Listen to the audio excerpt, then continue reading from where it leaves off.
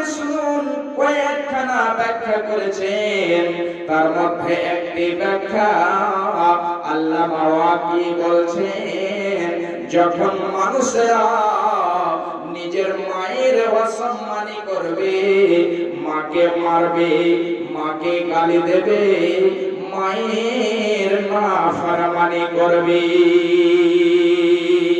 ভাইজান বাপজানেরা আমার, বিশ্ব নবী যে কিয়ামতের নিদর্শন বললেন, আল্লামা ওয়াকি বলছেন, যখন মানুষেরা নিজের মায়ের অসম্মানী করবে, যে মা 10 মাস 10 দিন আপনাকে পেটে রেখেছে, যে মা আপনাকে 2 বছর ধরে দুধ পান করিয়েছে, সেই মায়ের সাথে দাসীর মতো ব্যবহার করবে। যে মা এত যেন মায়ার মা, যখন আপনি একবার খান না, তখন যেন সেই মা আপনাকে খাওয়ানোর জন্য কত রকম চেষ্টা করে।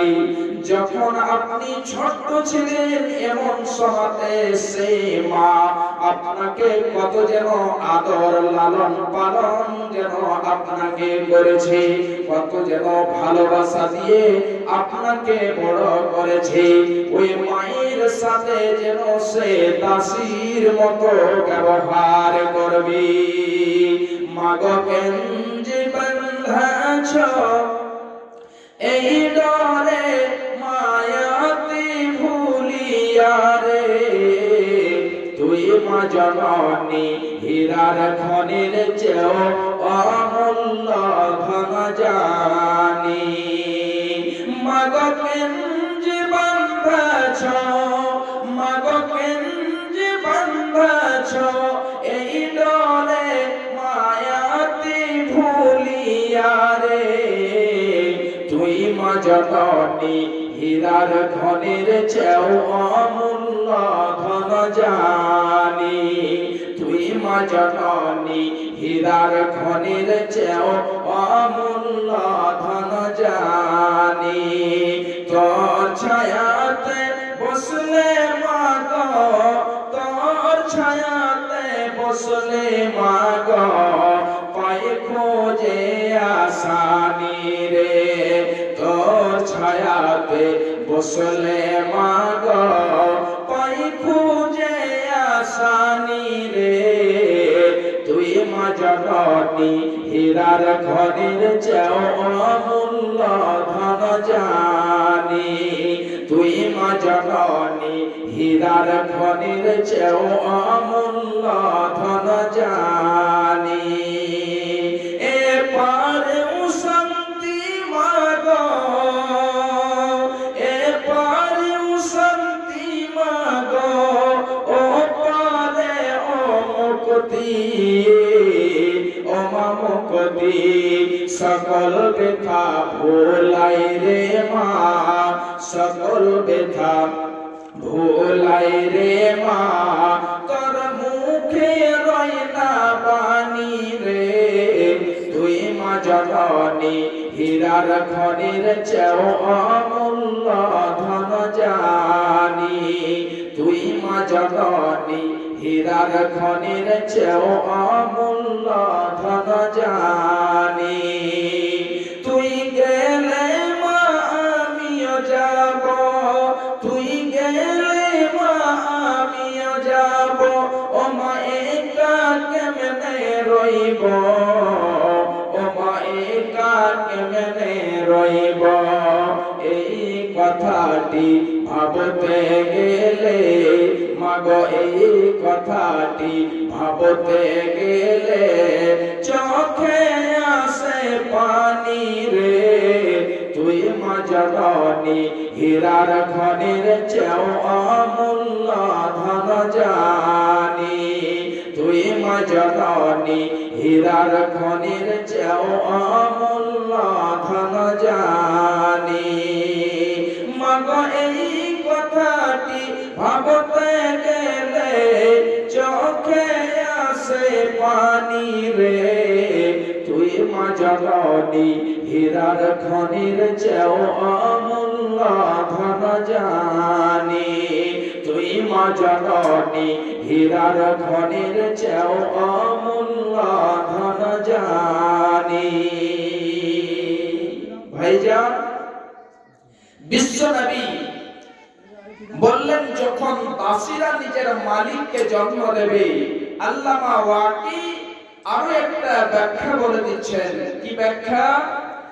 আল্লামা ওয়াকি বলছেন যখন তুমি একজন মালিকের দ্বারাই তার দাসীর সাথে মিলামেশা করে বাচ্চা জন্ম হবে, এবারে সেই মালিক তার দাসীকে অন্য জায়গাতে বিক্রি করে দেবে। এবারে সেই ছেলেটি যখন বড় হবে, সে যুবক হবে, টাকাওয়ালা পয়সাওয়ালা হবে। খুব ভালো করে শোনো।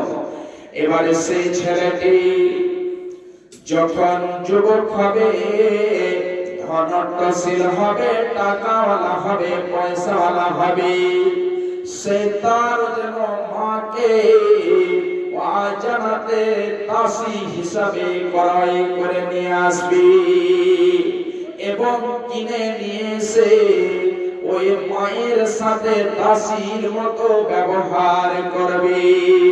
যে মতো দাসীর সাথে ব্যবহার করা হয়, যে মতো দাসীর সাথে আচরণ করা হয়, ঠিক ওই মতো তার মায়ের সাথে ব্যবহার করবে। ভাইজান, বাপজানেরা আমার, এক নাম্বার নিদর্শন বললেন যখন দাসীরা নিজের মালিককে জন্ম দেবে। এবারে দ্বিতীয় নাম্বার নিদর্শন, খুব ভালো করে শুনুন। বিশ্বনবী আমার বলছেন ওয়া আনতালিদাল আমাত রাব্বাতাহা ওয়া আনতারাল হুফাতাল উরাতাল আরাতা রিয়া আস-সাই ইয়াতাতাওয়ালুনা ফিল বুনিয়ান। বিশ্বনবী বলছেন, হে নবী, বিশ্বনবী বলছেন, হে ব্যক্তি শোনো, যখন যাদের পরনে ভালো জামা নেই, ভালো কাপড় নেই, যাদের পায়ে জুতো নেই, চপ্পল নেই, এই সমস্ত লোকেরা এবং যারা হলো ছাগলের রাখাল, এই সমস্ত লোকেরা বিশাল বড় বড় করে বিল্ডিং বানাবে। খুব ভালো করে শুনুন। যাদের পরনে ভালো জামা নেই, যাদের পায়ে জুতো নেই, চপ্পল নেই, যারা হলো ছাগলের রাখাল, এই সমস্ত লোকেরা বিশাল বড় বড় করে বিল্ডিং বানাবে। তখন ভেবে নেবে কিয়ামত অতি শীঘ্রই চলে আসবে, অতি তাড়াতাড়ি চলে আসবে। ভাইজান, বাপজানেরা আমার, বিশ্বনবী আমার দুইখানা কিয়ামতের নিদর্শন বললেন। তাহলে শুধু দুইখানা কিয়ামতের নিদর্শন নয়, অনেক জায়গাতে অনেকগুলো কিয়ামতের নিদর্শন বয়ান করা হয়েছে। ভাইজান আমার, আমার মা, আমার বোনেরা, কিয়ামতের নিদর্শনকে দুই ভাগে ভাগ করা হয়েছে। একগুলো হলো সুগরা এবং একগুলো হলো কুবরা। সুগরার মানে হলো ছোট এবং কুবরার মানে হলো বড়।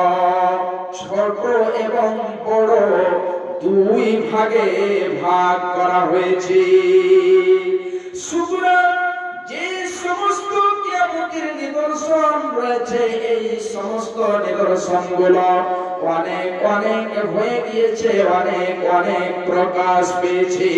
কিন্তু ভাইজান আমার, আমার মা, আমার বোনেরা, যেগুলো কুবরা নিদর্শন, যেগুলো বড় নিদর্শন, ওই নিদর্শন গুলো যখন প্রকাশ পাবে, তারপরে পরে কিয়ামত হবে, পৃথিবী আর থাকবে না।